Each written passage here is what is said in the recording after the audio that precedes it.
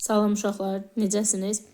Gəlin bugün sizinlə tək və cüt funksiyaların izahına baxaq birlikdə.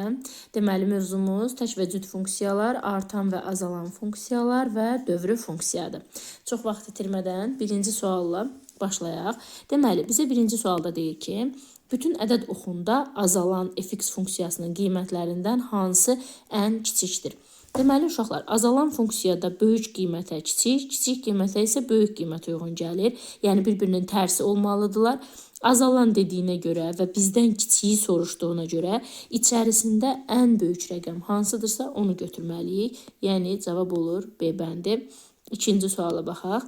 İkinci sualda isə ədəd oxunda artan funksiyadan söhbət gedir. Artan funksiya azdan çoxa doğru deməli olmalıdır və olduğu kimi olur. Böyük qiymətə böyük qiymət uyğundur, kiçik qiymətə kiçik qiymət uyğundur. Bizdən də böyük qiyməti soruşduğuna görə elə hansı daha böyükdürsə, həmin qiyməti də götürməliyik. İkinci sualda cavab olur Y bəndi. Keçək üçüncü suala.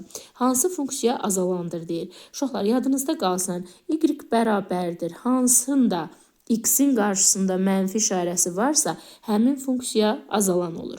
Deməli, üçüncü sualda cavab olur, hansında mənfi var? D bəndində. Üçüncü sualda cavabımız olur D bəndi. Eyni şəkildə 4-ə baxaq. Bizdən azalan funksiya soruşur.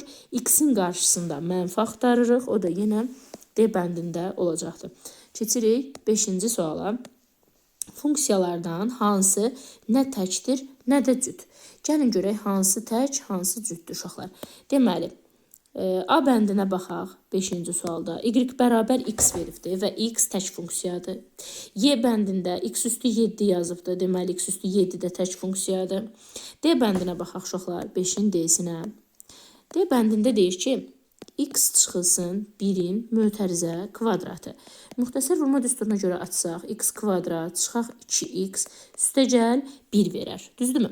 Və burada x kvadrat cüt funksiyadır, 2x tək funksiyadır. Əgər çoxhədli şəklində verilibdirsə bizim funksiyamız, deməli bu funksiya nə tək, nə də cütdür. Nə tək, nə də cüt. Həm də onsuz da görünür ki, funksiyanın tərkibində həm cüt funksiya var, həm tək. Deməli, bu funksiya nə təkdir, nə də cüt. Yəni, cavab olur 5-də D bəndi. Keçid alaq 6-cı suala. Görək 6-da nə deyir? 6-da da bizdən tək funksiyanı soruşur. 6-cı sualda da deməli tək funksiyanı soruşur. A bəndi x kvadratdır, paraboladır, qrafiki. Biz bilirik ki, cüt funksiyadır.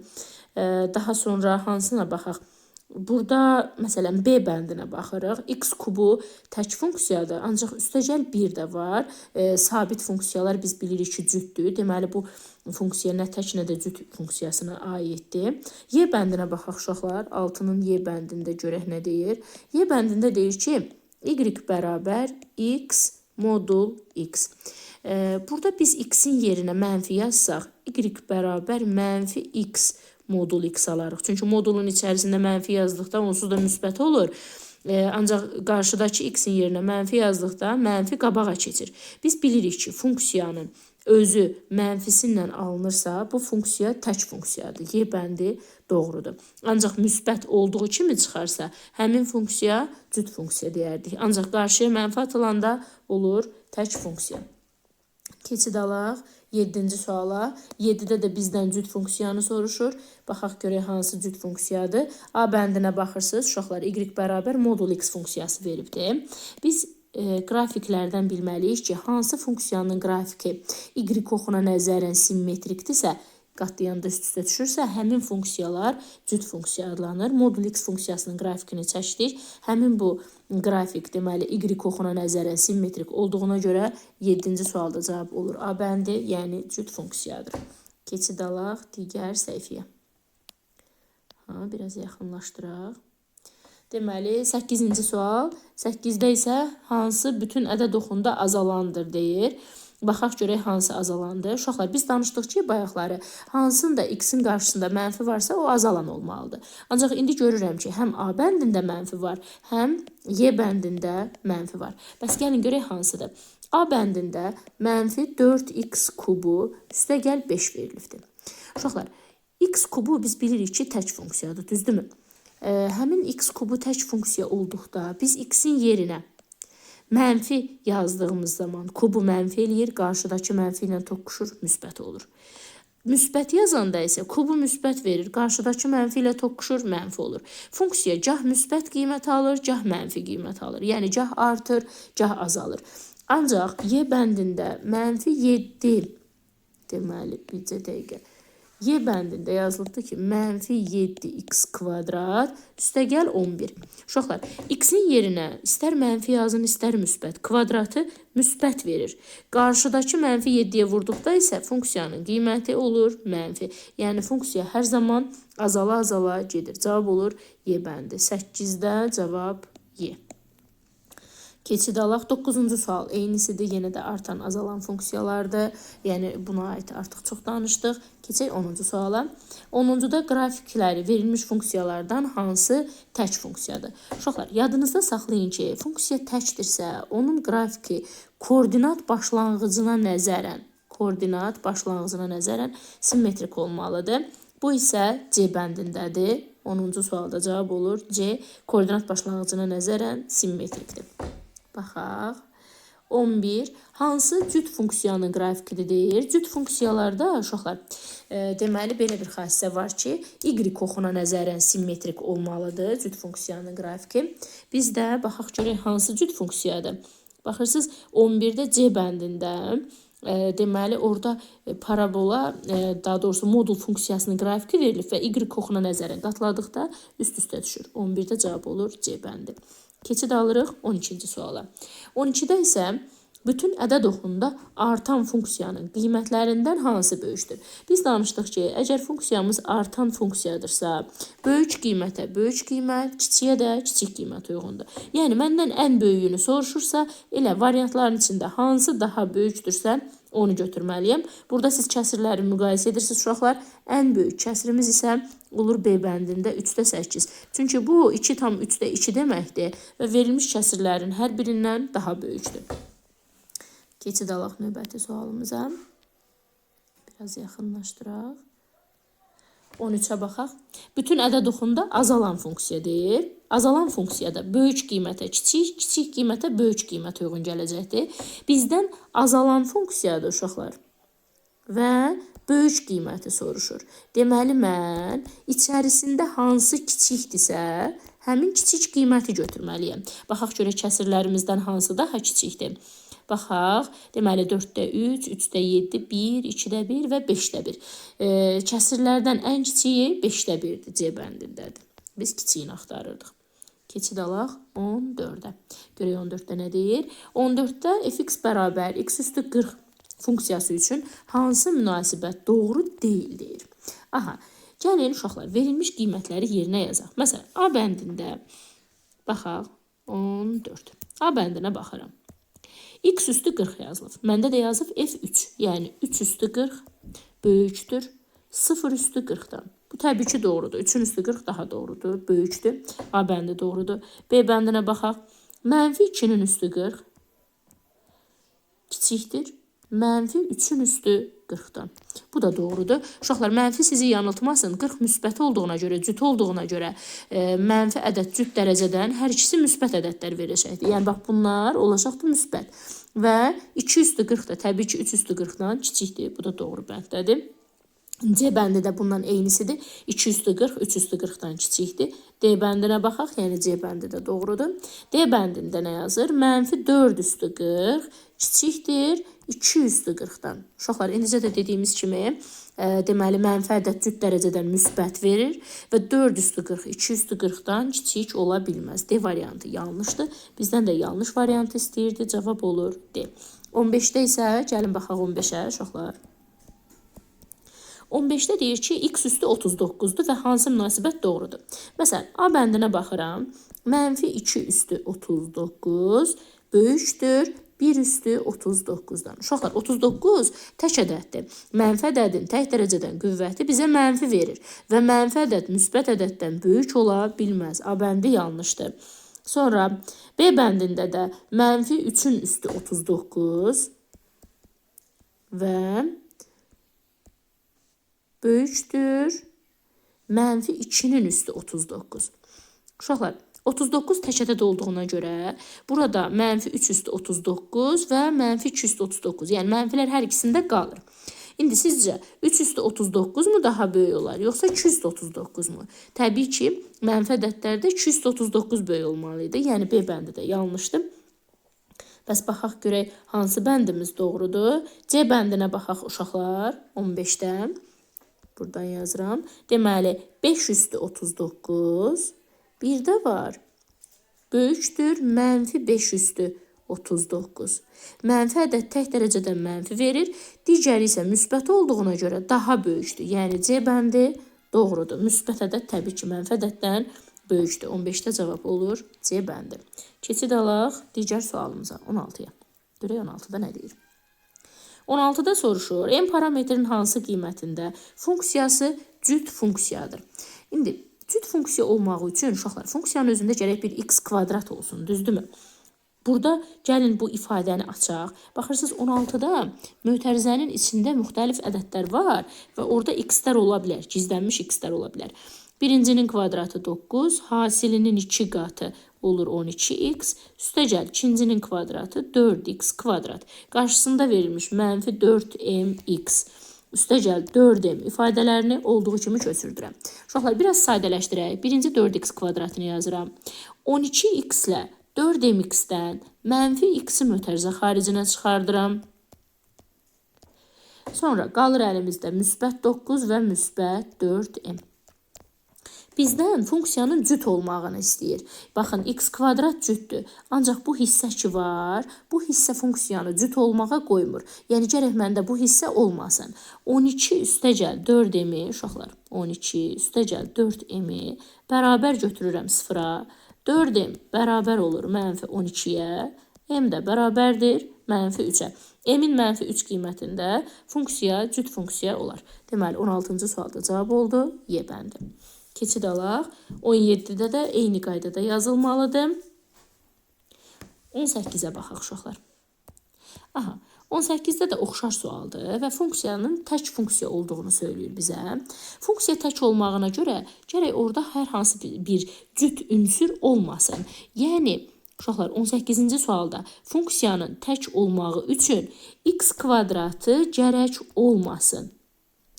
Deməli, x kvadratının qarşısındakı ifadəni, yəni modul A çıxaq 3-ü 0-a bərabər edirəm. Modul A bərabər 3-ə, A da bərabər plus minus 3-ə. Bəs sizcə biz hansı 3-ü götürməliyik? Müsbət 3-ü mü, yoxsa mənfi 3-ü mü?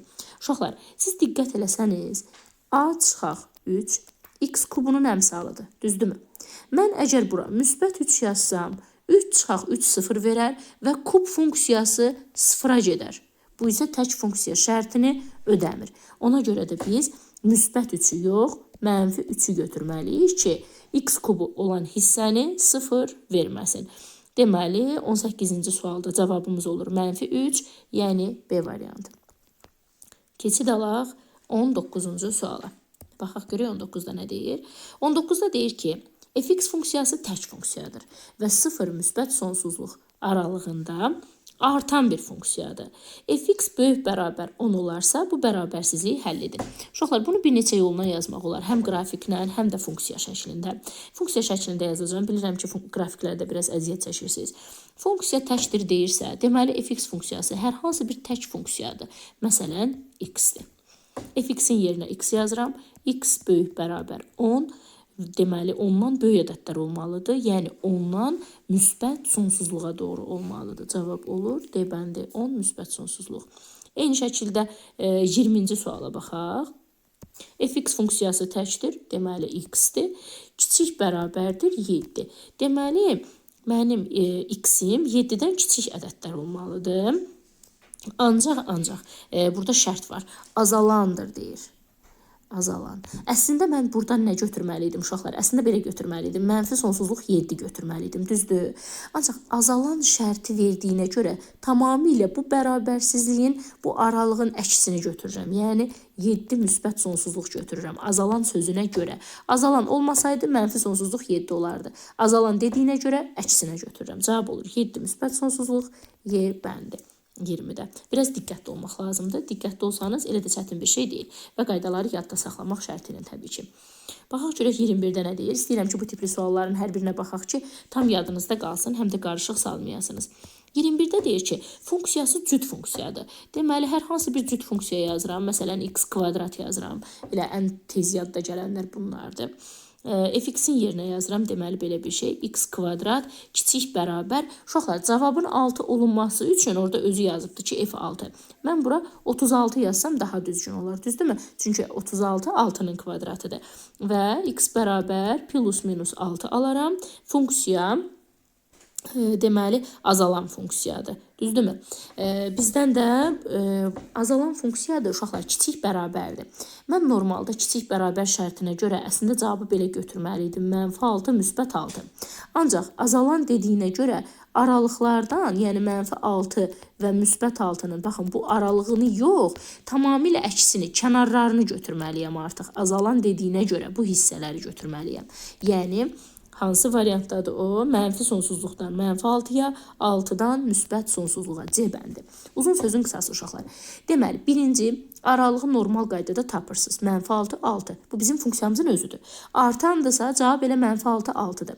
Ancaq azalan şərti verdikdə aralığın tamamilə əksi aralığı götürürsünüz. Mənfi sonsuzluqdan -6-ya, 6-dan müsbət sonsuzluğa. Yəni, C bəndi. Davam edək. 22-ci sualda yenə eyni qaydadadır. Gəlin 23-ə baxaq.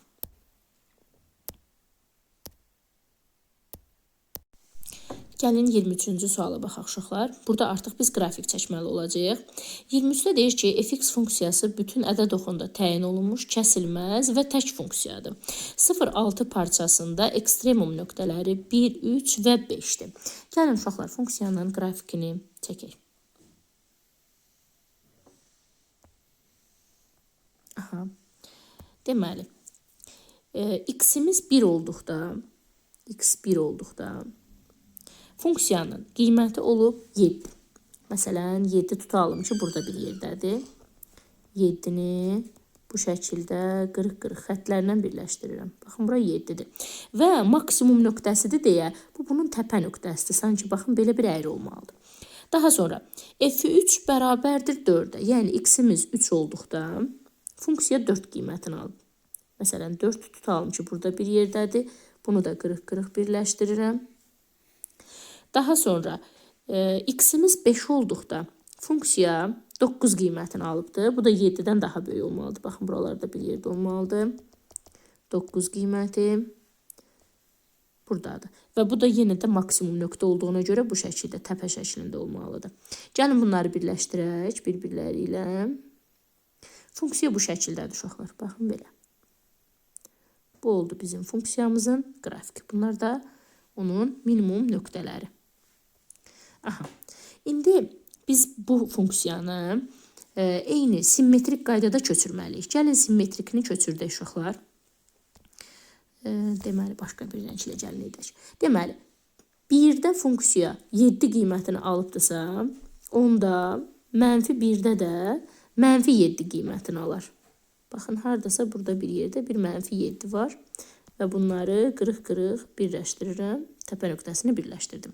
Daha sonra 3 nöqtəsində, -3 nöqtəsində funksiya alacaqdır -4 qiymətini. -4-ü də burada bir yerdə qeyd eləyək. Bu şəkildə birləşdirdim.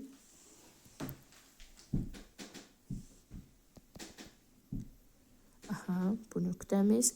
Daha sonra 5 nöqtəsində isə, -5 nöqtəsində isə almalıdır -9-u. -9-u da burada bir yerdə qeyd eləyək və bu şəkildə birləşdirək. Gəlin indi bu nöqtələri bir-birləri ilə birləşdirək uşaqlar. Bu şəkildə, belə və bu şəkildə belə. Aha. Biraz təbii ki, səliqəsiz olur. Mənim üçün də yenidir bu tip şəkilləri planşetdə çəkmək. Lövhədəki qədər səliqəli olmur. Ancaq simmetrikini mən elə gəlir ki, qurduq. Baxaq görək bizdən şəkildən nə istəyir uşaqlar. Parçada minimum qiymətlərin cəmini soruşur. Minimum qiymətlər uşaqlar, sanki baxın bu təpələrdir bunlar. Aşağıdakı qiymətləri soruşur bizdən. Baxın bunları. Aşağıdakı qiymətlərimizdən biri deməli 4 qiymətidir. Sonra aşağıda yerləşənlərdən biri -9-dur, biri isə -7-dir.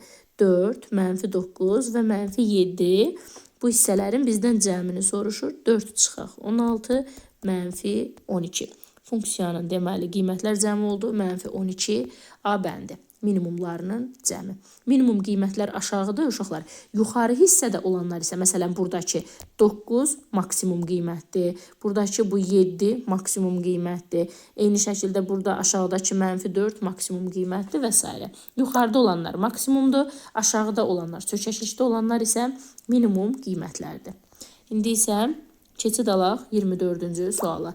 24-də nə deyir bizdə?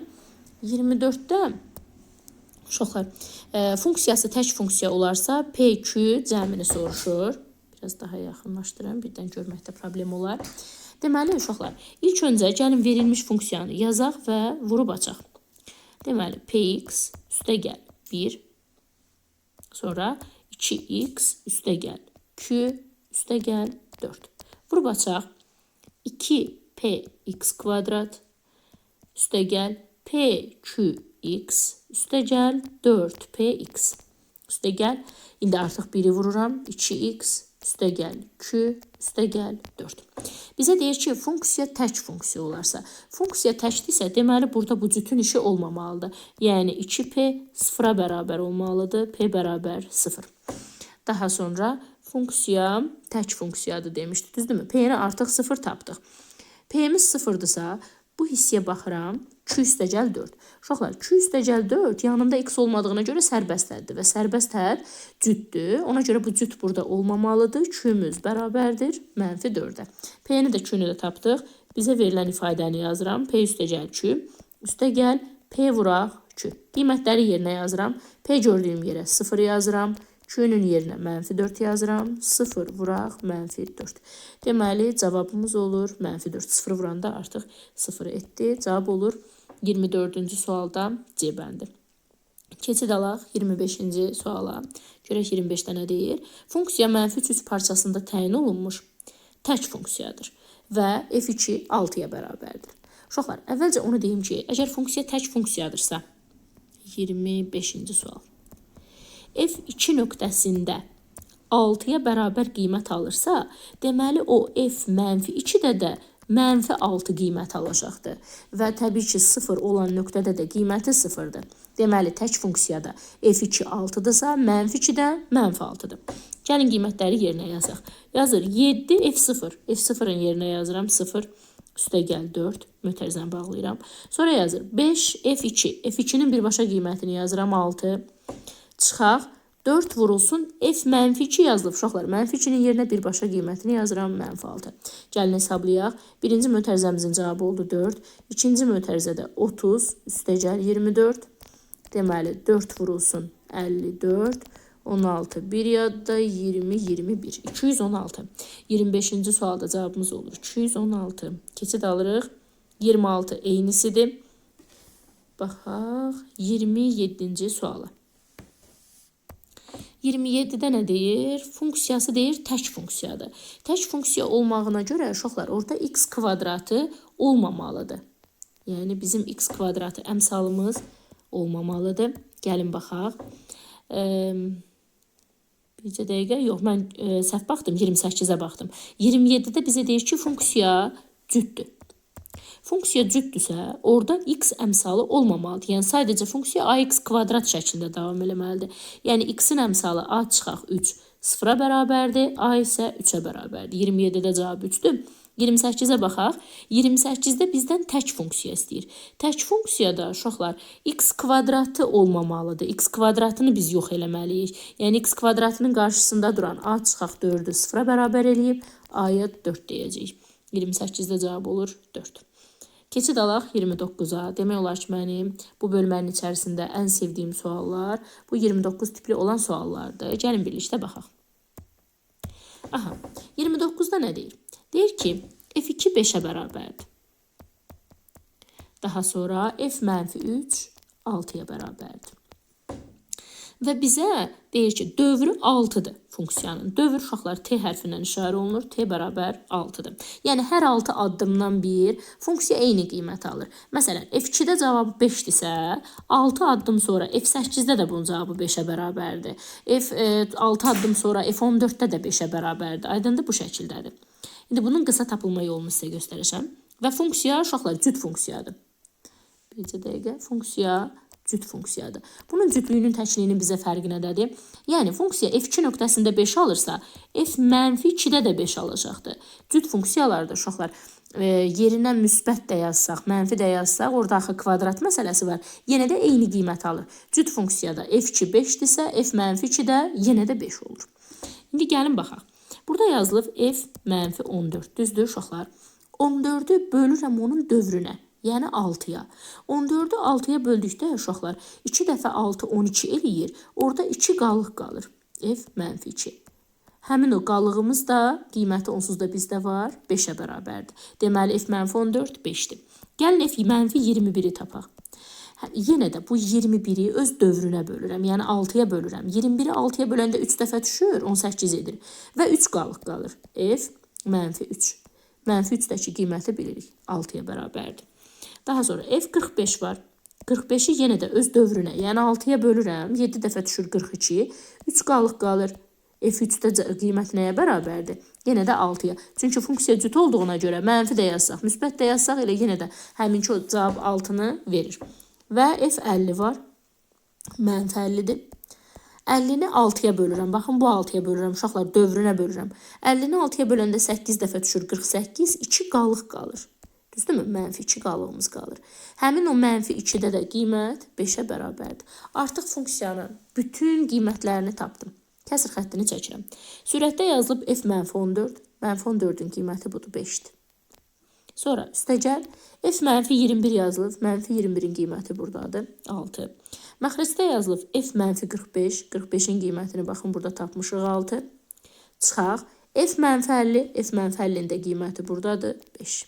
Deməli, məxrəcimiz oldu 1, sürət oldu 11, cavab oldu 11-i 1-ə böləndə 11. 29-cu sualda cavab 11-dir. Gəlin, burada davam edək, 30-cu suala baxaq. 30-cu sualda sadəcə gedişat verəcəm sizə. Funksiya tək funksiyadır. Tək funksiya olanda, uşaqlar, siz necə yazacaqsınız deməli? Yenə də eyni qaydada dövrünə böləcəksiniz, qalığını götürəcəksiniz. Burada, deməli, 30-cu sualda sizə deyir ki, dövr 7-dir. Yəni, hər 7 addımdan bir təkrarlana gedir. Sizə verib F1 bərabərdir 7. Funksiya tək olduğuna görə F-1-ə, uşaqlar, -7 götürəcəksiniz. Və F2-ni sizə 9 veribdir. Deməli, F-2-niz tək funksiya olduğuna görə -9-a bərabərdir. Cüt olsaydı yenə də müsbət 9 olardı. Ancaq tək olanda mənfisindən bərabərdir. Yenə də mötərizənin içində verilmiş rəqəmləri 23-dür, 15, 30, 58, 36 hər birini ayrı-ayrılıqda dövrünə, yəni 7-yə bölürsünüz. Qalığı da təbii ki, bu 1 ya da 2 bunlardan biri olacaq. Qiymətləri yerinə qoyub yazırsınız. Ümid edirəm ki, sual sizə aydın oldu. Keçid alaq 31-ci suala. 31-ci sualda K-nın neçə tam qiymətində funksiyası artandır deyir. Artan funksiyalarda uşaqlar x-in qarşısında yazılan rəqəm, yəni 9 çıxaq, bizdə hal-hazırda k kvadrat yazılıbdır. Artan olmağına görə 0-dan böyük olmalıdır. Yəni -k kvadrat böyükdür -9-dan, k kvadrat kiçikdir müsbət 9-dan. 9 isə təbii ki, biz bilirik plus minus 3-ün kvadratıdır. Yəni -3 və müsbət 3 arasındakı rəqəmlərdir. Neçə tam qiymətində soruşsa, -3 və müsbət 3 arasında. Burada ödəyən qiymətlər -2, -1, 0, 1 və müsbət 2 olacaqdır. Bizdən də 31-də bu sualda sayını soruşur uşaqlar. O isə 5 dənədir. Deməli, ümumilikdə 5 qiymətdə ödənir. Keçid alaq digər suallarımıza. Davam edək uşaqlar. 32-ci sual birə-bir eynisidir. Biz baxaq 33-ə. 33-də fx cüt funksiyadır, gx tək funksiya. Gəlin baxaq. Deməli uşaqlar, cüt funksiya varsa, orada mənfini udacaqdır cüt funksiya. Ancaq tək funksiya mənfini qarşıya verəcək. Fa üstə gəl. Uşaqlar, F mənfi B yazılıbdır misalın şərtində. Ancaq funksiya cüt olduğuna görə həmin o mənfini udur və müsbət FB yazıram. Sonra Jx tək funksiyadır. Burada J, A bərabər 12. Mənfi olmadığına görə da burada heç nə yazmıram. Keçdim aşağıya. F mənfi A yazılıb burada. Biz müsbət yazmalıyıq. Çünki cütdür, mənfi noddur. Çıxaq FB. Burada mötərizənin içində heç nə yoxdur. J mənfi A yazılıb. J tək olduğuna görə həmin mənfini atır qarşıya. Mənfi J A olur. Bərabər 8. İndi baxaq. Sistem tənlik kimi çalışaq, həll edək uşaqlar. Burada FB-lər və JA-lar islah gedir. 2FA bərabərdir 20. FA bərabərdir 22-yə bölürəm 10. Bizdən də FA-nı soruşurdu. Cavab olur 10, 33-cü sualda. Eyni qaydada 34-dür. Deməli, cüt funksiyalar mənfini udur, tək funksiyalar mənfini qarşıya verir. Keçid alırıq 35-ə. Deyir ki, fx funksiyası biraz belə də oxuya bilək. Fx funksiyası bütün ədəd oxunda təyin olunmuş dövrü 3-ə bərabər olan funksiyadır. Uşaqlar, 35-də dövrü 3 deyirsə, yəni t bərabər 3-dür. Hər 3 addımdan bir eyni qiymət alır deyir. Və f1-i bizə 4 veribdir. Yəni 3 addım sonra f4-də də 4 alır, f7-də 4 alır, f10-da 4 alır. Baxın bu şəkildə. Və funksiya necə funksiyadır? Bütün ədəd oxunda təyin olunmuş dövrü 3-ə bərabər olan funksiyadır. Və belə bir ifadə verir. 6f7 çıxaq 5f mənfi 2. Bu ifadənin qiymətini biz tapmalıyıq. Yenə də bölməklə tapa bilərik uşaqlar. Bölməklə də tapa bilərik və yaxud addım-addım getməklə də tapa bilərik. Əvvəlki sualda bölməklə tapmışdıq. İndi istəyirəm burada fərqli gedək. Deməli, dövrüm 3-dür deyə, f1 4-dür, düzdür. Baxın, həmin bu 1-in üzərinə 3 gəlirəm.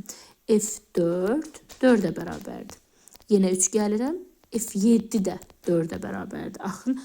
Baxırsınız, bu f7-də artıq qiyməti tapdım. Uşaqlar, üzərinə gəldiyim kimi dövrü geriyə çıxa da bilərəm. Yəni, f1-in üzərinə 3 gəlmişdim, dövrümü gəlmişdim. İndi dövrü çıxa da bilərəm. Çıxaq 3 yaza bilərəm.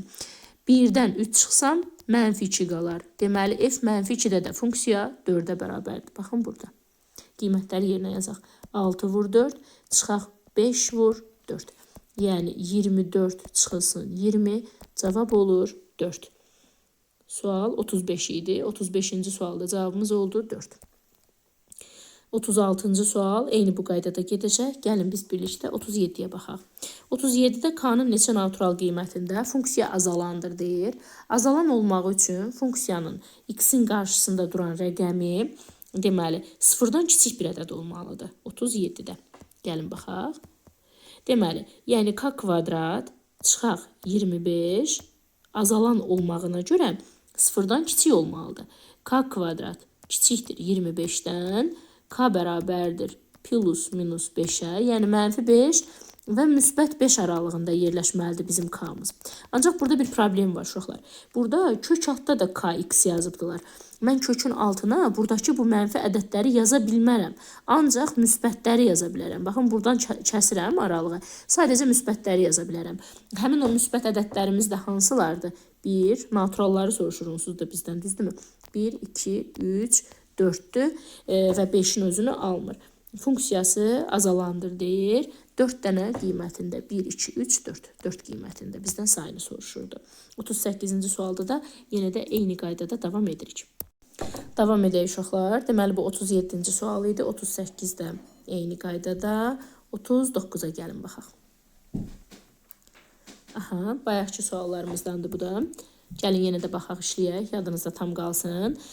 Burada deyir ki, əsas dövrü 9-a bərabərdir. Yəni, t-miz 9-dur. Yəni, hər artıq 9 addımdan bir təkrarlanır. 40-cı sualda t dövrümüz 9-a bərabərdir.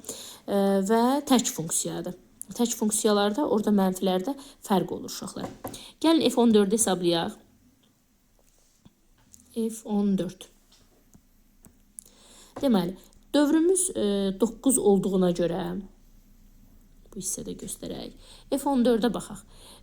14-ün içində uşaqlar 9 bir dəfə yerləşir və orada 5 qalıq qalır. Burada f5 qalır.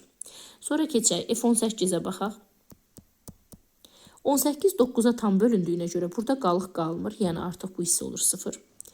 F -5-də isə funksiya orada qeyd olunub. Tək funksiya olduğuna görə mənfini qabağa atır və -F5 olur. Gəlin də qiymətləri yerinə yazaq. 2 vurulsun, F14 yazmıram, F14-ün yerinə F5 yazıram. Çıxaq, F18-in yerinə 0. Məxrəcdə isə -F5 yazıram uşaqlar. Üstəgəl 8. Deməli, burada 0-ın artıq heç bir əhəmiyyəti yoxdur. F5-lər bir-birindən ixtisarcı edirlər. Qalır -2, üstəgəl 8. Burada isə cavabımız olacaqdır, deməli, müsbət 6. 40-cı sualda cavabımız olur 6. Keçid alaq 41-ə. 41 bundan fərqlidir. Funksiya tək funksiyadır. Funksiya tək olanda uşaqlar bilirsiniz ki, mənfini qarşıya atır. Deməli, Jx funksiyasını verib və bizdən J2-ni soruşur. Fx funksiyası tək funksiyadır. Tək. Burada f -2-ni 4-ə bərabər veriblər. Onda f -2 -4-ə bərabər olmalıdır. İşarə dəyişəndə burada qarşıya da işarənin təbii ki, təsiri olur. Jx funksiyasında bizə belə bir qiymət veriblər. Funksiyanı bu şəkildə verib. 3x kubu üstəgəl 2fx. Və bizdən J2-ni soruşur. Deməli, x gördüyümüz yerə 2 yazırıq. 3 vuraq 2-nin kubu. Üstəgəl 2 vur. F, x-in yerinə yazıram 2. J2 bərabərdir. Burada 2-nin kubu 8, 3-ə vurduq 24. Uşaqlar, F2-nin qiymətinə baxaq. F2-nin qiyməti -4-dür. Yəni 2 vur -4 edir -8. Bu isə 16 deməkdir. Deməli, 41-ci sualda cavabımız oldu 16. Keçid alaq digər səhifəyə. 42-yə baxırıq. Deməli, lövhəmizi təmizləyək. Funksiyası üçün uyğunluğu müəyyən edin. Cüt funksiyadır, artandır, təkdir, 0 düz xətti, qrafikinin simmetri oxudur və s. şəklində veribdilər. Gəlin baxaq birinciyə. 42-də, deməli, 1-ə baxıram. Deməli, A -3 olduqda, gəlin görək bu funksiya hansı hala düşər. A-nın yerinə -3 yazdıqda, uşaqlar, birinci mötərizəmiz 9 çıxaq 9 0 olur. Yəni, x kvadratının qarşısında artıq heç bir şey qalmır. İkinci mötərizəmiz neçə olacaqdır? -3-ün kvadratı, üstəgəl 2 vur -3, çıxaq 8, mötərizədə bir x var. Üstəgəl -3, üstəgəl 4. Hesablasaq, 9 çıxaq 6, yəni 3, 3 çıxaq 8 edir -5x, üstəgəl 1. Funksiya bu şəkilə düşdü, düzdürmü? Baxaq görək, bu necə funksiyadır? Biz danışmışıq ki, x-in qarşısında mənfi varsa, funksiya azalan olmalıdır. Azalan funksiya varmı variantlarda? D bəndində var. Deməli, azalan funksiyadır, D bəndi. 1-ə D uyğundur. Gəlin, baxaq ikinciyə. İkinci, A -4 olduqda. A-nın yerinə -4 yazıb hesablayaq uşaqlar. -4-ün kvadratı 16, 9 çıxırıq, qalır orada 7x kvadrat. Üstəgəl, A-nın yerinə -4 yazdıqda 16, çıxaq 8, çıx 8x, çıxaq, deməli, yenə də -4, üstəgəl 4. A gördüyüm yerlərə -4 yazdım. Bunlar islah getdilər. 7x kvadrat. Bu hissə oldu 16-dan 8 çıxdıq 8, 8-dən də 8 çıxanda 0. Artıq bu hissə 0-a getdi. Yəni, funksiyam oldu 7x kvadrat. 7x kvadrat, biz bilirik ki, x kvadratından elə. Funksiya cüt funksiyadır. Yəni, A bəndi uyğundur, cüt funksiya olduğuna görə. Və baxaq görək, başqa hansı variant uyğun gəlir. Bir də x bərabər 0 düz xətti qrafikinin simmetriya oxudur. Yəni, 0-da artıq bu qatlayanda üst-üstə düşür. Yəni, Y bəndi. 1D, 2A-Y. Üçüncüyə baxaq. A-nın yerinə 3 yazaq, uşaqlar.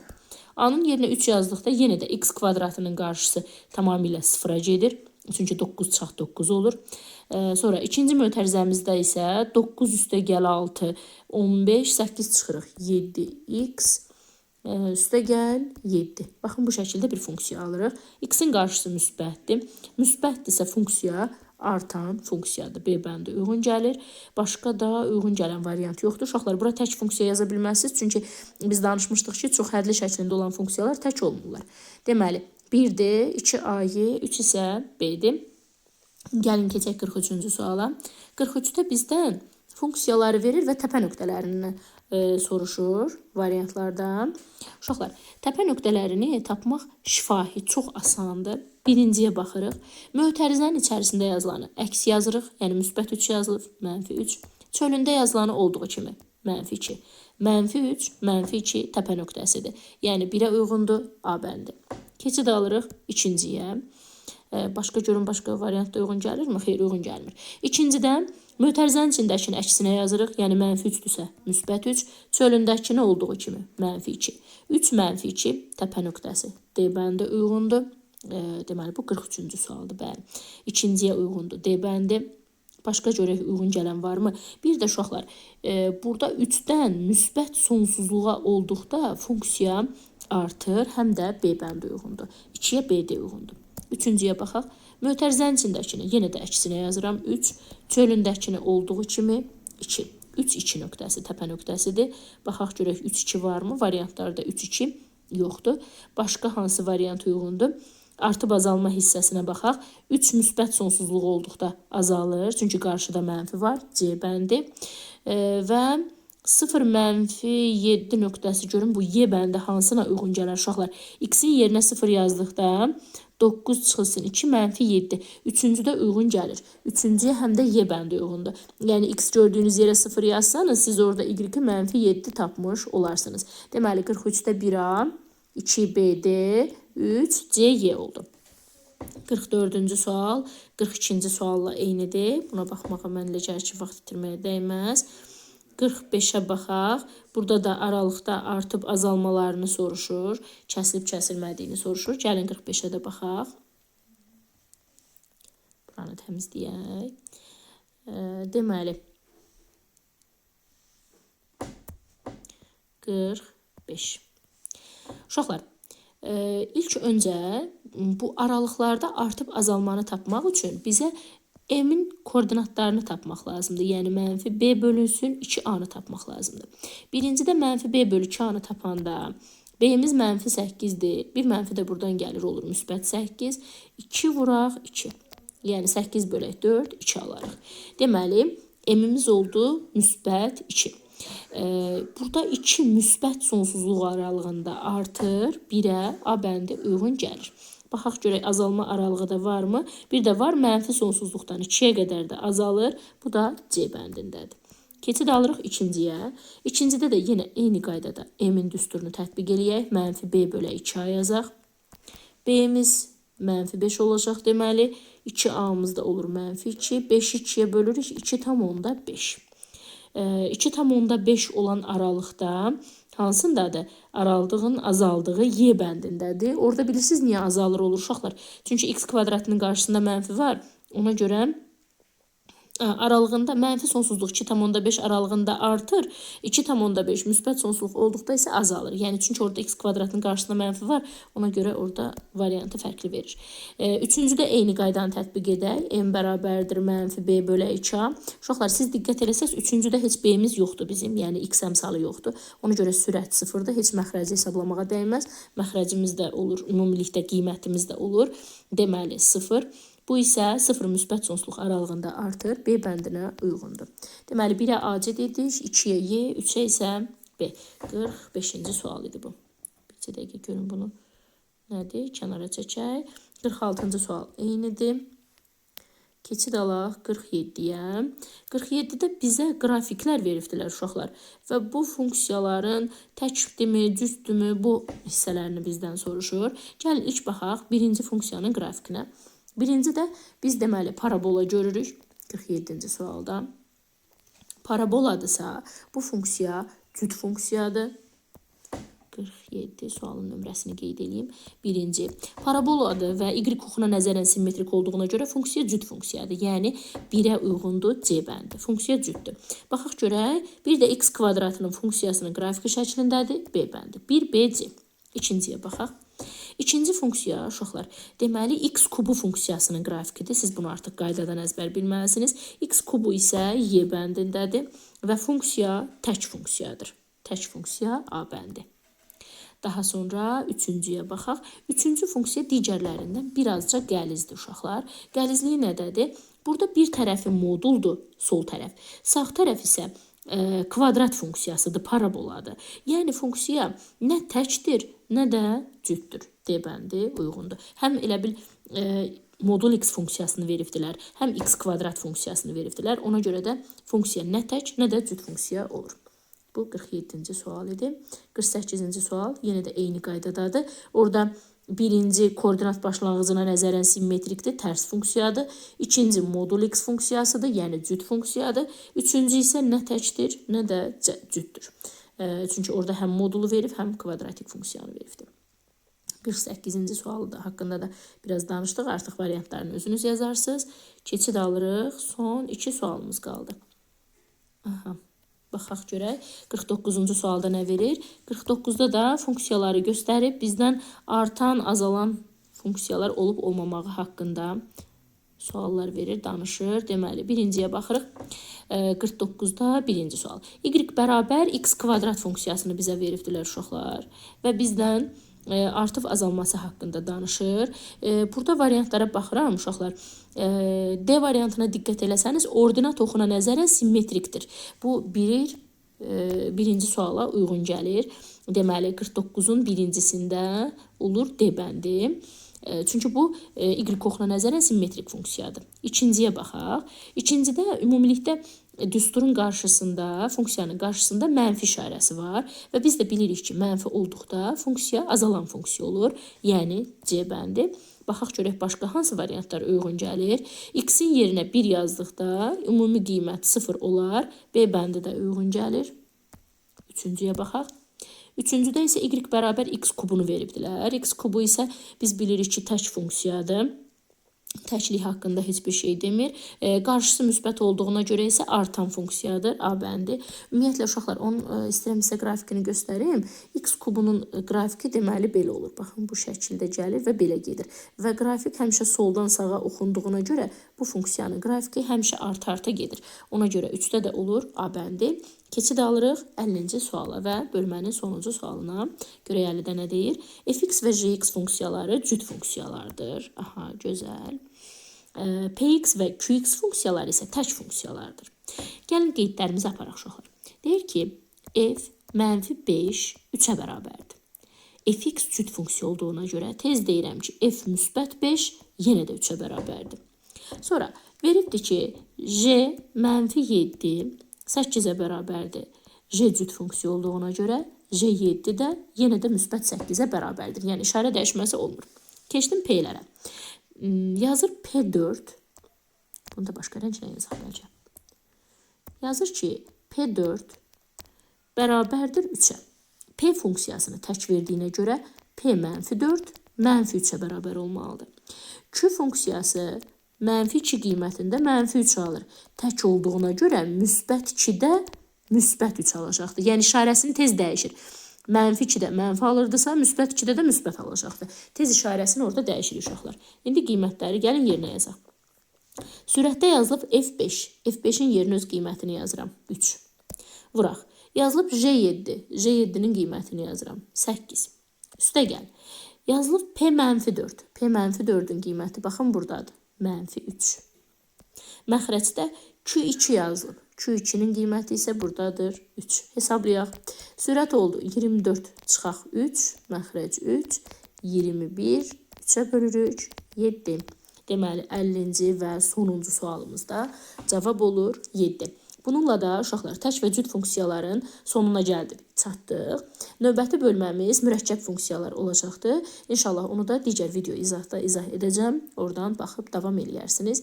Testləri mütləq özünüz videonu dayandıra işləyin ki, başa düşəsiniz. Sağ olun, sağlıqlı qalın.